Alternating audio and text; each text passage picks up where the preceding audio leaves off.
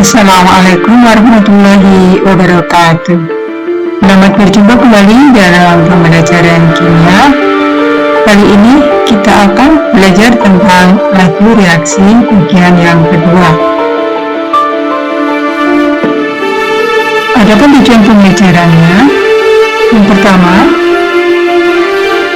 siswa mampu menjelaskan pengaruh konsentrasi terhadap laju reaksi berdasarkan teori kuantum. Yang kedua, menjelaskan pengaruh luas permukaan bidang sempit terhadap laju reaksi berdasarkan teori kebutuhan. Yang ketiga, menjelaskan pengaruh suhu terhadap laju reaksi berdasarkan teori kebutuhan. Yang keempat, membedakan biarkan energi antara reaksi yang menggunakan katalis dengan yang tidak menggunakan katalis. Yang kelima, menjelaskan hubungan antara katalis dan energi keaktifan dengan menggunakan diagram tingkat energi. Berikut mind map tentang laju reaksi.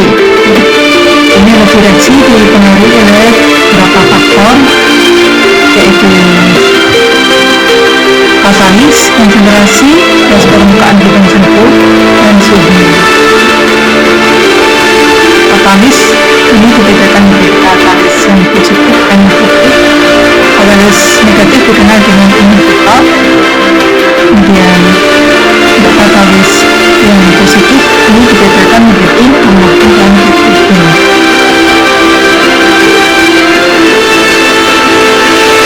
Kemudian untuk konsentrasi, pengaruh konsentrasi makin tinggi, konsentrasi makin cepat reaksinya, kemudian terus makin rendah konsentrasi makin lambat laju reaksinya. Untuk gas permukaan, antara serbuk, keping, dan kontakannya ini luas permukaan untuk serbuk itu lebih besar sehingga lajunya lebih cepat dibandingkan dengan kontak ini lambat. Kemudian suhu, yang makin tinggi suhu laju reaksi juga makin cepat, makin rendah makin cepat. Kemudian ada teori tumbukan, dikenal ada tumbukan efektif dan tidak efektif. Tumbukan efektif yang menghasilkan reaksi yang memiliki cukup energi untuk pelaksananya atau berlangsungnya reaksi. Tumbukan efektif maka yang tidak menghasilkan reaksi. Kemudian ada dikenal energi aktivasi dan sinyal antara. Energi aktivasi adalah energi minimal yang dimiliki untuk berlangsungnya suatu reaksi. Kemudian zat antara ini adalah zat yang tidak stabil ya, yang akan segera terkeluarkan menjadi zat yang stabil. Kemudian tahapan reaksi adalah tahapan reaksi yang paling lambat yang menentukan reaksi. Adalah kita bahas satu persatu. Yang mari kita bahas satu persatu. Dari tumbukan. Reaksi kimia terjadi karena adanya tumbukan yang efektif antara partikel zat yang bereaksi. Artinya, tidak semua tumbukan menghasilkan reaksi, tetapi hanya tumbukan yang efektif yang menghasilkan reaksi. Apakah tumbukan efektif itu? Tumbukan efektif adalah tumbukan yang mempunyai energi yang cukup untuk memutuskan ikatan-ikatan pada zat yang bereaksi. Selain energi, posisi saat zat juga sangat menentukan keefektifan suatu tumbukan. Perhatikan gambar ini A dua reaksi dengan suhu menghasilkan alkohol.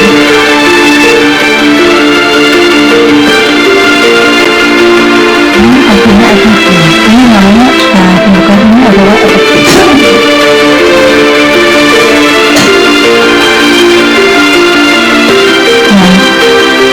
Sedangkan yang atas ini A2 dengan Q2 tetap menghasilkan A2 dan Q2. Jadi tumbukan ini tidak efektif ya, karena antara reaksi dan hasil reaksi tidak ada perubahan. Sedangkan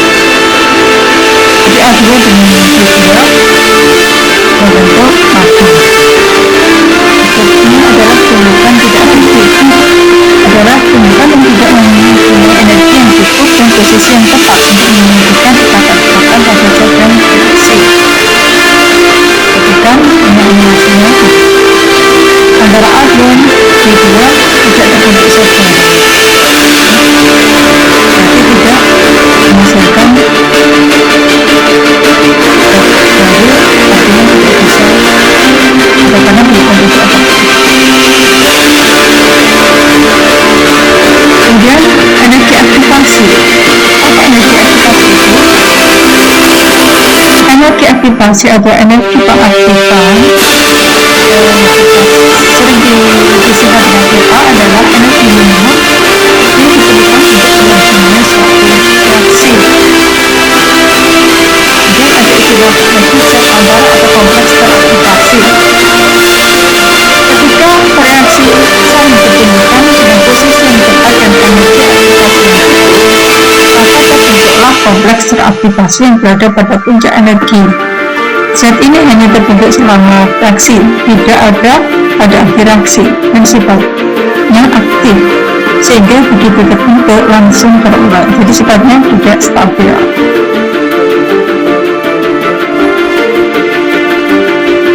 Berikut gambar untuk kompleks teraktivasi atau senyawa antara. Jadi ini reaksinya H2 dan O2. Kemudian di puncak ini terbentuk zat antara atau kompleks teraktivasi dan akan segera mengurai untuk membentuk hasil yang stabil. Berikutnya adalah pengaruh suhu. Makin tinggi suhu, energi kinetik partikel makin besar. Hal ini menyebabkan gerak partikel juga makin cepat, sehingga kemungkinan terjadinya tumpukan efektif juga makin besar. Pendekatan suhu juga meningkatkan energi potensial suatu zat. Dengan makin besarnya energi potensial zat, maka makin besar kemungkinan terjadinya tumpukan efektif, sehingga reaksi makin cepat. Perhatikan gambar berikut. Ini T1 ini pada suhu rendah, dan T2 pada suhu tinggi.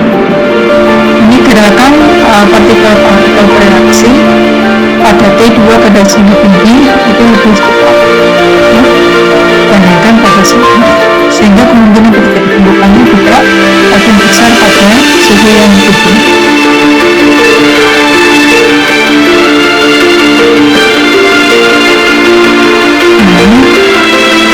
Yang sebelah kiri ini adalah pada suhu tinggi, ya.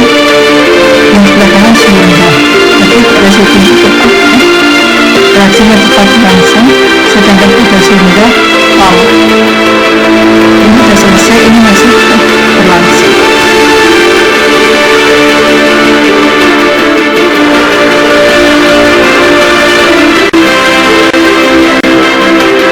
Berikut adalah diagram tingkat energi.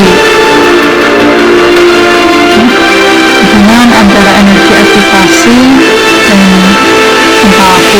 Mestinya di pelajaran sebelumnya sudah mestinya, ya. Gambar ini yang ini sebelah kiri ini. Perhatikan di sini terjadi penurunan entalpi, ya. Ini adalah H1 dan ini adalah H2. Jadi hanya ada entalpinya adalah turun.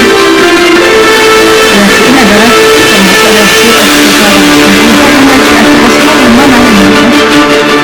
Energi minimum yang harus dimiliki oleh suatu reaksi atas berlangsungnya suatu reaksi. Soalnya data banyak dari ini, data hanya berbeda negatif, ya, karena terjadi penurunan entalpi. Delta H adalah H2 minus H1. H2-nya lebih rendah daripada H1. Nah, tadi diberikan, ya. Ini terjadi kenaikan entalpi. Ini H1 ini datanya adalah ini.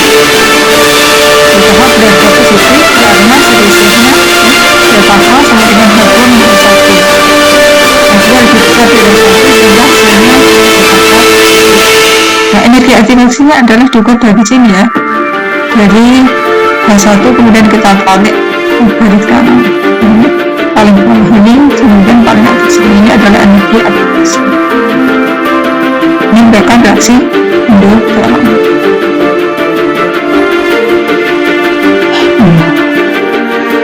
Laju reaksi akan meningkat menjadi n kali lebih cepat untuk setiap kenaikan suhu A derajat Celcius. Jika laju reaksi pada suhu T1 adalah 6 derajat Celcius sama dengan V1, maka laju reaksi pada T2 adalah V2. Ini adalah persamaannya, ya. Di mana P1 sama dengan N pangkat T2 min T1 per A kali P1. Jadi kedua di sini adalah setiap kenaikan berapa ya? Mungkin setiap kenaikan 10 derajat Celcius atau mungkin setiap kenaikan 15 derajat Celcius. Sedangkan T2 adalah T akhir atau suhu akhir, T1 adalah suhu awal. T2 adalah laju reaksi akhir, T1 laju reaksi awal. Laju reaksi akan meningkat menjadi N kali lebih cepat untuk setiap kenaikan suhu A derajat Celcius. Jika pada suhu T1 derajat Celcius reaksi berlangsung dalam waktu T1, maka pada suhu T2 derajat Celcius reaksi berlangsung dalam waktu T2. Masih ingat bahwa V itu berbanding terbalik dengan T. Ya. Sesuai definisinya, laju reaksi adalah perubahan konsentrasi tiap satuan waktu. Sehingga V berbanding terbalik dengan T, atau V sama dengan seperti. Nah, kalau ditinjau dari T-nya, maka persamaannya adalah T2 sama dengan 1/N pangkat T2 min T1 per A kali T1. Nanti untuk lebih jelasnya kita akan latihan soal. Berikutnya luas permukaan bidang sentuh. Ya.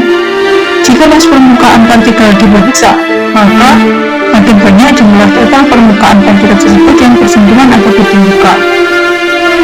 Hal ini dapat mempercepat terjadinya reaksi. Perhatikan kubus berikutnya.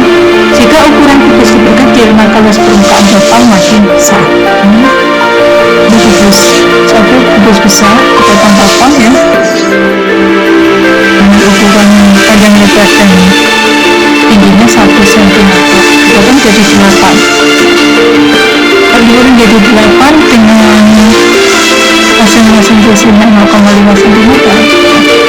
Berarti kan permukaan kubus ini lebih besar daripada permukaan musuh.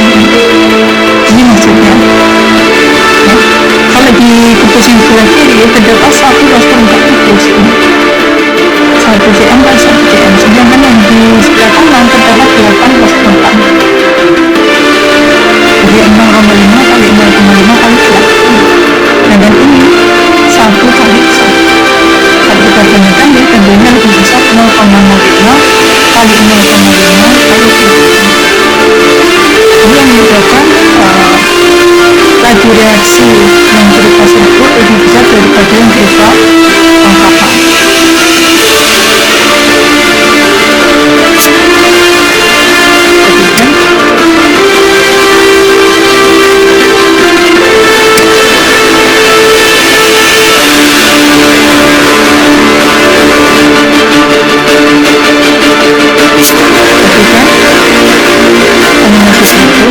Yang kiri adalah pangkapan dan sebelah kanan adalah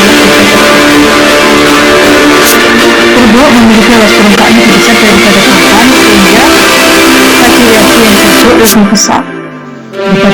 Ini yang satu lebih besar, pangkapan yang besar ini masih besar.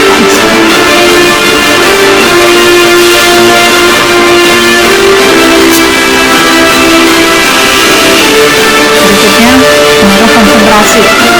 Makin besar konsentrasi larutan, makin banyak jumlah molekul reaksi dan makin rapat ruang letak molekul-molekulnya. Dan karena itu, makin besar konsentrasi, makin banyak terjadinya tumbukan, sehingga laju reaksi juga makin cepat, makin besar. Perhatikan gambar ini. Ini adalah partikel asam yang bereaksi dengan magnesium ya. Yang ini adalah asamnya, kemudian ini larutan asam gitu ya, kemudian ini airnya, molekul air, kemudian ini adalah atom-atom dari magnesium. Partikel reaktan dalam molaritas rendah, ini pada konsentrasi rendah, yang sebelah kanan adalah pada konsentrasi tinggi. Jadi kalau pada konsentrasi tinggi itu otomatis jumlah partikel-partikel bereaksi dalam hal ini ya, partikel asamnya ini lebih banyak. Perhatikan yang seperti ini Itu 2, 3, 4. Di sini 1, 2, 3, 4, 5, 6, 7, 8, 9, 10. Nah, lebih banyak. Nah, namanya konsentrasinya lebih besar atau lebih pekat, maka laju reaksinya akan semakin besar. Karena kemungkinan terjadi tumbukan juga makin besar. Di sebelah kiri adalah konsentrasi larutan. Untuk larutan pekat, di sebelah kanan adalah encer. Larutan pekat sudah selesai bereaksi, larutan yang encer masih berlangsung. Seperti kita mencuci menggunakan sabun atau deterjen, larutan encer dan pekat itu akan berbeda daya kerjanya. Kalau larutan deterjen yang pekat akan lebih cepat bersih dalam mencuci. Berikutnya adalah katalis. Apakah katalis itu? Katalis adalah zat yang dapat mempercepat terjadinya reaksi, tetapi pada akhir reaksi dapat diulangi kembali. Fungsi katalis adalah membentuk tahapan baru atau jalan baru. Dengan jalan baru itu dibutuhkan energi yang lebih rendah sehingga reaksi lebih cepat berlangsung. Jadi intinya di sini dengan penambahan katalis itu akan membentuk jalan baru dengan energi yang lebih rendah. Nah, katalis dibedakan menjadi katalis homogen dan heterogen. Katalis homogen adalah katalis yang fasenya sama dengan sistem atau reaksinya. Ini fasanya adalah fasenya atau penunjuknya fasenya. Ini katalis homogen.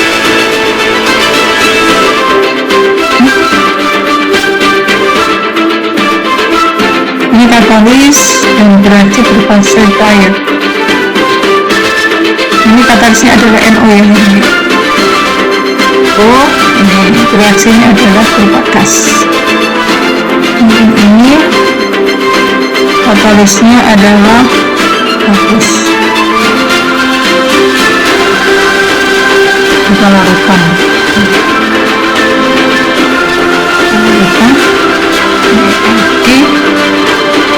Itu kaki semua.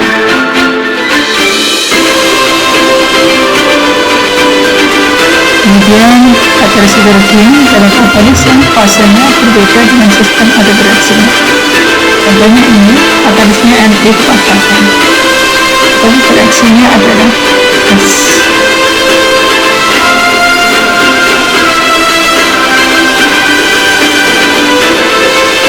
Kemudian rangkaian tahap-tahap yang menerangkan jalannya satu reaksi dari awal hingga akhir disebut mekanisme reaksi.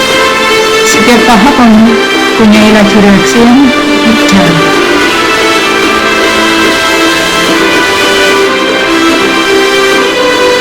Ini tahapan-tahapan reaksi, ada reaksi tahap 1, tahap 2 ya. Tahap 1 lambat, tahap 2 cepat. Jadi apakah yang paling menentukan dalam reaksi tersebut? Nah, ingat, tahapan reaksi yang paling lambatlah yang menentukan reaksi, bukan yang paling cepat. Karena reaksi ini merupakan satu sistem. Kalau ada sebagian sudah reaksi tapi ada yang belum, maka belum dikatakan sistem itu sudah selesai bereaksi. Jadi sistem itu akan menunggu sampai yang paling lambat, yang paling akhir akan bereaksi. Nah, ini juga penjelasan tentang reaksi yang menggunakan katalis dan yang tidak menggunakan katalis. Ya. Ini adalah reaksi yang tidak menggunakan katalis itu satu tahap. Kalau reaksinya menggunakan katalis, maka tahapannya bisa lebih dari satu. Ini ada 2 tahap. Sehingga tadi ya, apakah itu katalis ya? Apa peranan katalis di sini yaitu membentuk jalan baru, membentuk tahapan baru. Ini tahapannya ada 2 dengan adanya katalis. Ini hanya satu tahap karena tanpa katalis. Kemudian reaksi ini kalau yang sama kita coret, ini V2O5. Ini kita coret V2O5, V2O4 kita coret. Akhirnya diperoleh SO2 plus setengah O2 menjadikan SO3. Jadi pada pembentukan SO3 dari SO2 ya, reaksi pembakaran S2 menghasilkan SO3 menggunakan katalis V2O5. Ini pada proses pembuatan, salah satu proses pembuatan asam sulfat. Kemudian nanti SO3 akan bisa langsung bereaksi dengan H2O membentuk H2SO4. Oke, bisa dipahami ya bahwa katalis berfungsi untuk membentuk jalan baru atau tahapan baru dalam reaksi, yang ternyata dengan tahapan baru itu membuat reaksi atau laju reaksi akan lebih cepat. Perhatikan diagram berikut ya. Ini adalah energi aktivasi. Ini katalis ditambahkan sehingga akan membentuk jalan baru ya. Yang ini adalah reaksi tanpa katalis, ini satu puncak saja atau satu tahap ya. Sedangkan yang ini reaksi dengan katalis. Di katalis itu gunanya apa? Membentuk jalan baru, mencari terobosan di sini. Yang ini adalah energi aktivasi tanpa katalis. Yang ini adalah energi aktivasi baru kalau ditambahkan katalis. Ternyata energi aktivasinya lebih rendah jika ditambahkan katalis. Itulah yang menyebabkan reaksi berlangsung lebih cepat.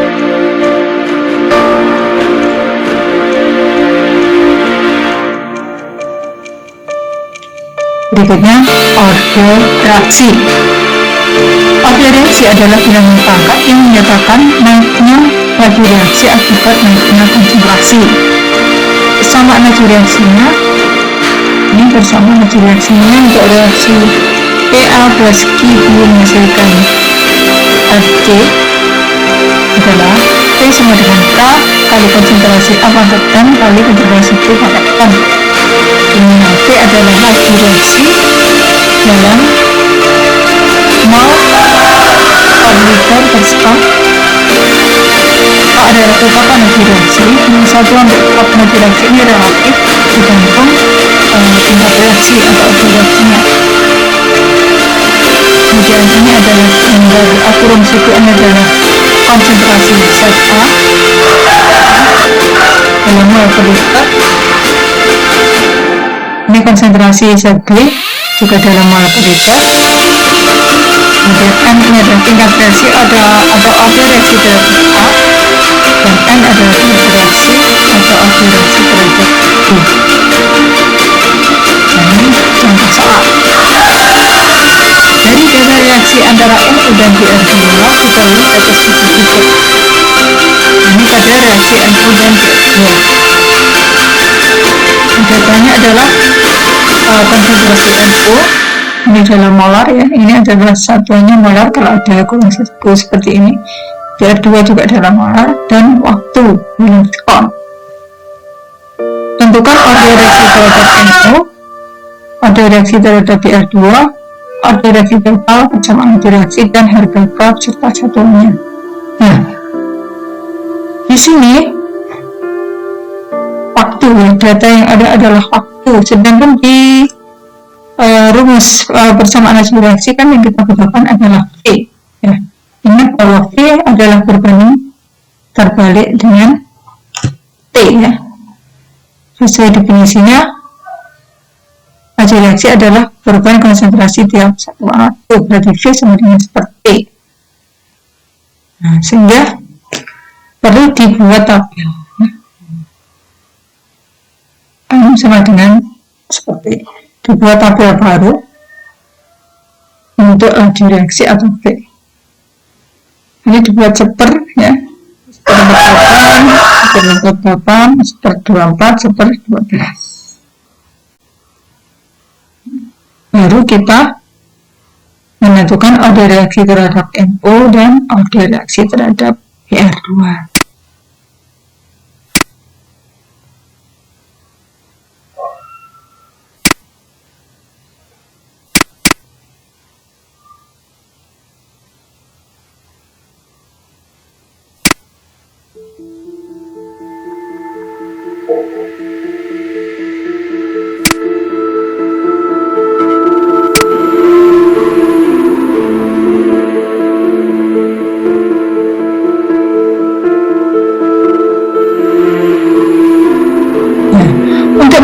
Order reaksi terhadap NO, maka PR2 harus tetap ya. Untuk menentukan order reaksi terhadap NO, PR2 harus tetap. PR2 yang tetap adalah data 1, 2, dan 3 ya, 1, 2, dan 3 tetap. Yang dihitung adalah order yang terhadap NO, berarti NO merupakan variabel bebas, PR2 variabel tetap. Variabel bebas berarti harus berubah. Yang diambil data nomor berapa? Kalau 1, 2 nggak bisa ya, karena NO tak bisa menggunakan data 1, 3 ya, atau 2, 3. Kita ambil 2 data ya.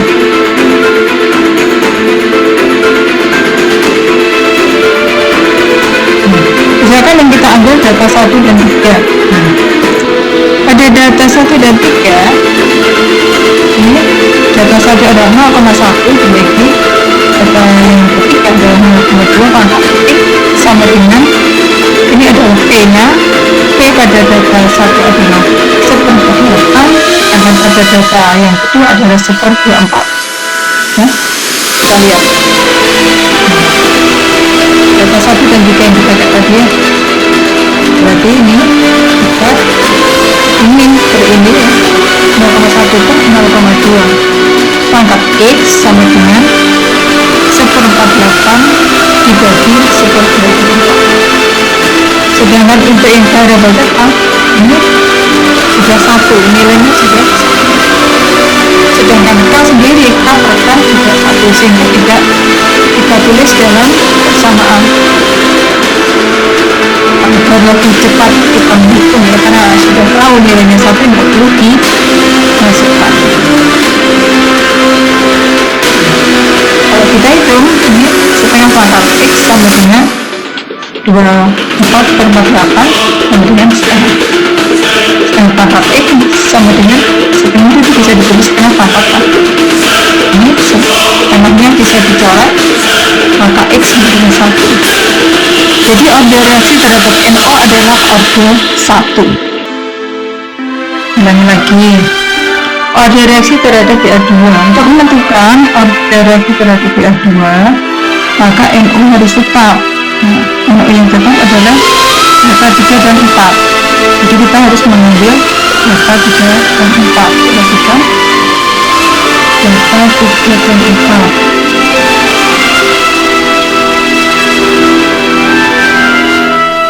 NO tetap ya.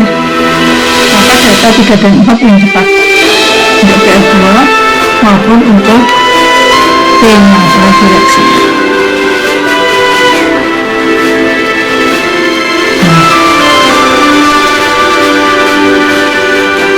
Pada data 3 dan 4 kita masukkan ya, 0,1 per 0,2 pangkat Y sama dengan 1/24 dibagi 1/12.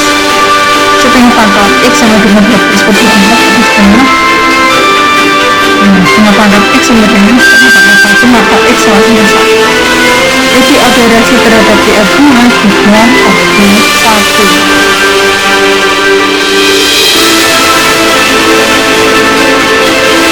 Order reaksi totalnya adalah order reaksi terhadap NO dan PR2 tadi ya, kita menjelaskan berarti 1 tambah 1 sama dengan 2. Kemudian persamaan lagi reaksinya, B sama dengan K kali konsentrasi NO pangkat 1 kali konsentrasi PF2 pangkat 1. Pangkat 1 biasanya tidak ditulis. Untuk harga K ya, kita ambil satu data ya, dari data yang ada tadi. Data nomor 1 boleh 2, boleh 3, boleh bebas ya. Misalkan ini kita tentukan data nomor 1, maka kita masukkan ke dalam rumus bersamaan kalkulasinya ya. P sama dengan K kali konsentrasi NO kali konsentrasi PF2, maka K sama dengan P per konsentrasi NO kali konsentrasi PF2. Kita masukkan ini 1/48, sedangkan NO dan PR2 masing-masing 0,1 mol per liter. Kalau kita hitung 1/48 itu 0,02 bagi ini kali ini 0,01, hasilnya adalah 2 ya. Maka satuannya bagaimana? Ya, satuannya ini S-1 S pangkat min 1 ini kan kalau dikalikan 0 kuadrat per liter kuadrat ya. Jadi kalau dinaikkan ke atas 0 kuadrat menjadi 0 pangkat min 2, liternya naik menjadi plus 2. Jadi harga K nya adalah 2 S pangkat min 1 kali 0 pangkat min 2 kali L pangkat 1. Jadi satuan K itu relatif ya, tergantung satuan konsentrasi dan laju reaksi. Reaksi objek 0. Bagaimana dia reaksi objek 0 ya? Reaksi objek 0 adalah reaksi yang laju tidak senarik ke konsentrasi reaksi, atau reaksi yang laju reaksinya tetap meskipun konsentrasi reaksi berubah. Satuan K pada reaksi objek 0 sama dengan laju reaksinya. Misalkan ini P sama dengan K kali NO konsentrasi NO pangkat 0. Bilangan berapapun jika dipangkat 0 itu hasilnya 1. Maka P sama dengan K. Jadi satuan P sama dengan satuan K pada reaksi objek 0. Nah, ini soal untuk dan diskusi ya.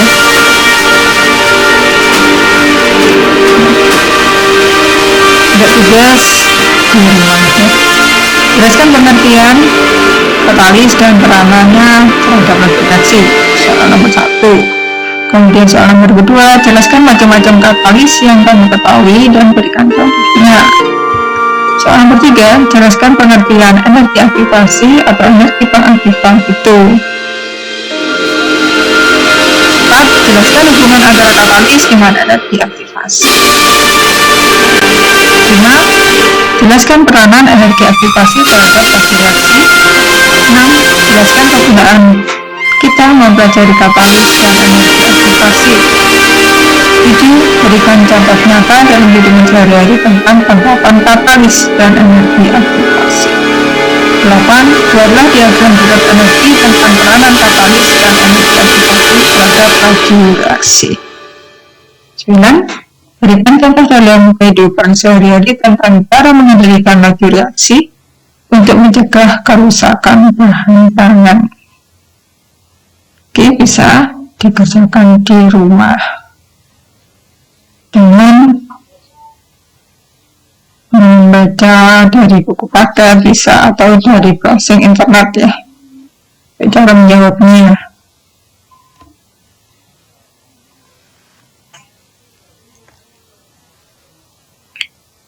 Kalau tadi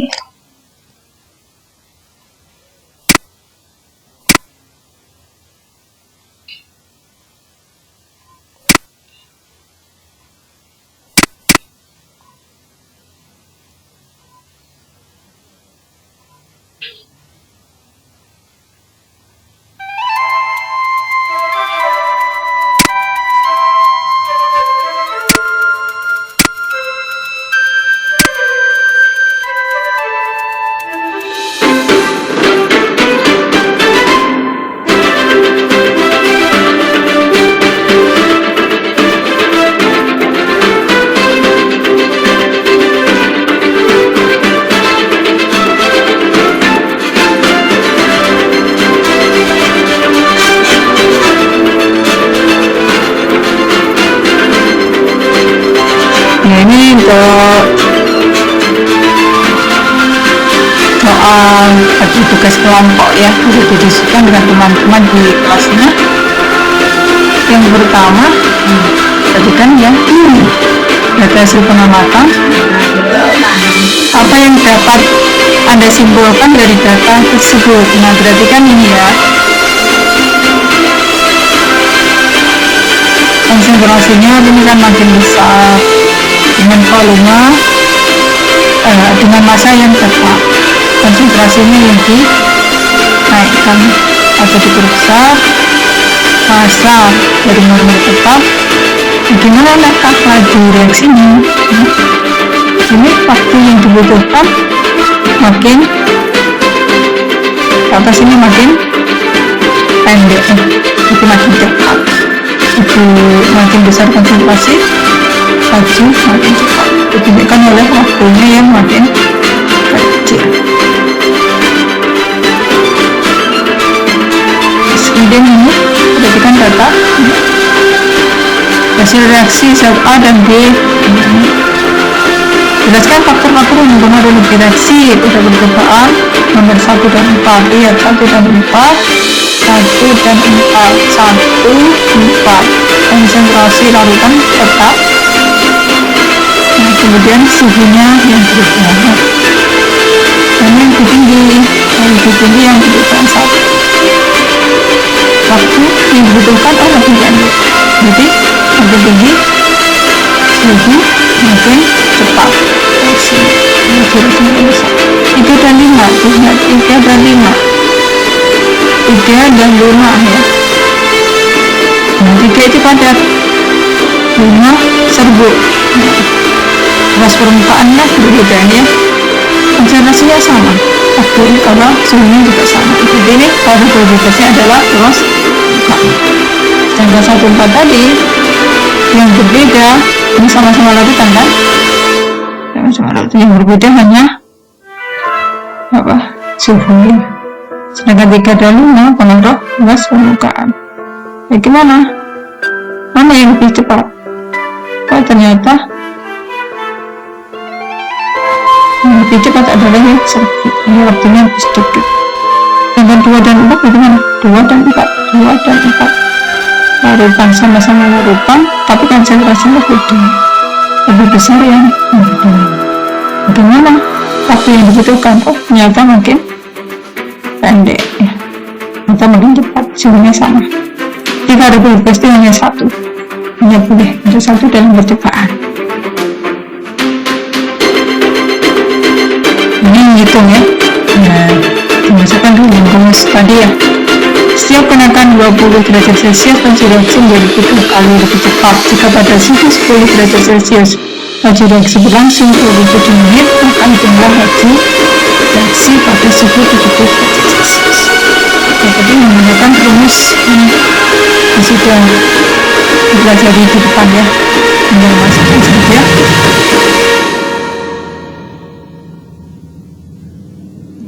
Bahwa di sini ditandanya kan adalah laju ya, reaksi. Berarti kalau suhunya makin tinggi, maka lajunya akan makin besar. Jadi nilainya harus makin besar.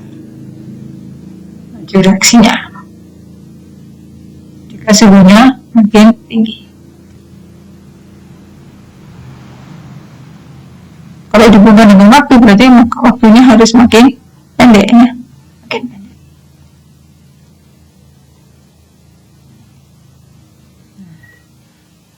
Yang keempat, jika setiap kenaikan suhu 10 derajat Celcius laju reaksi menjadi 2 kali lebih cepat, maka hitunglah berapa kali lebih cepat laju reaksi yang terjadi pada suhu awal 10 derajat Celcius dan suhu akhir 50 derajat Celcius.